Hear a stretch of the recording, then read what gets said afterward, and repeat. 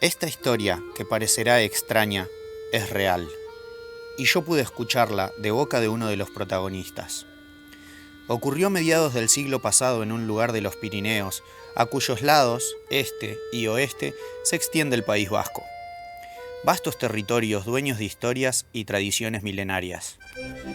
En el valle del río Gav de Pau, cercano a la villa Saint-Jean-Pied-de-Port, vivía una familia de campesinos compuesta por el matrimonio de Bernard y Marie Ross, y sus hijos, Guillaume y Jacques.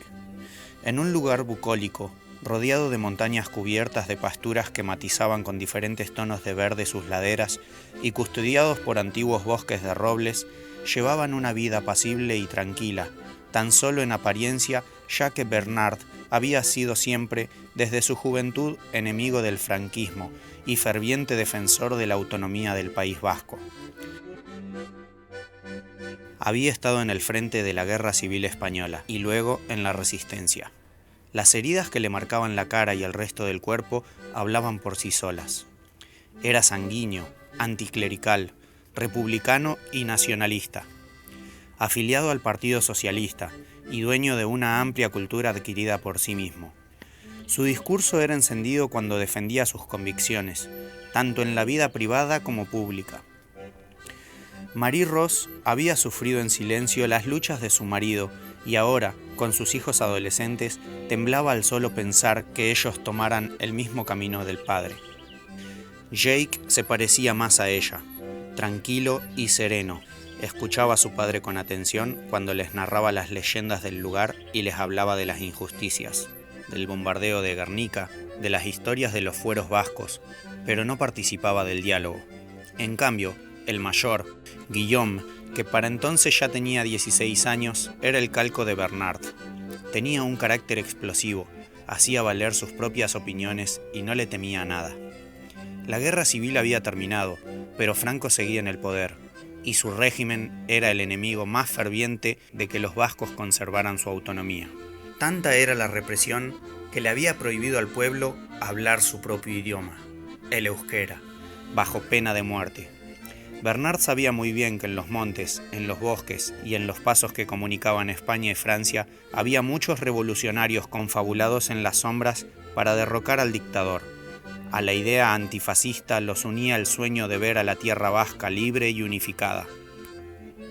En la primavera tardía, luego de los deshielos, Bernard partía con sus hijos a los montes altos para el pastoreo de los rebaños.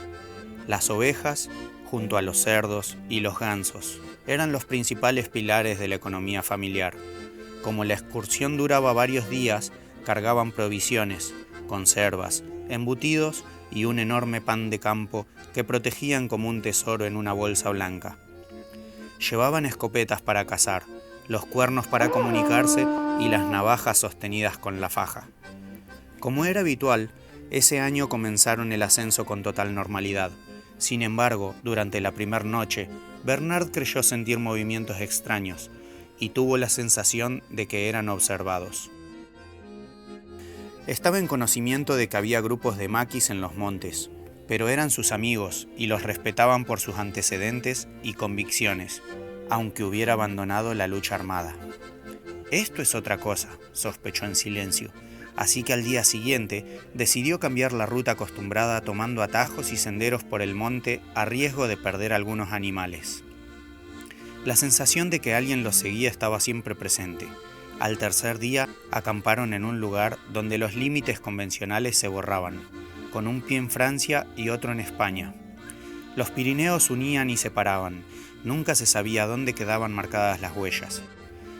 Cuando se disponían a dormir, las sospechas de Bernard se hicieron realidad.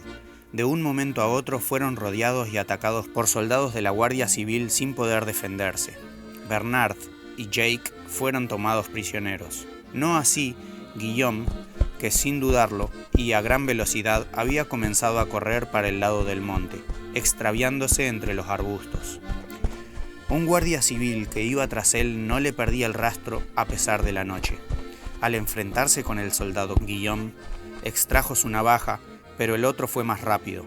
y en un solo intento, rápido como el rayo, logró abrirle el costado derecho con un tajo que le iba desde el ombligo hasta la espalda. Al ver al joven tirado en el piso con semejante herida, lo pateó con saña varias veces y lo dejó abandonado para que se desangrara.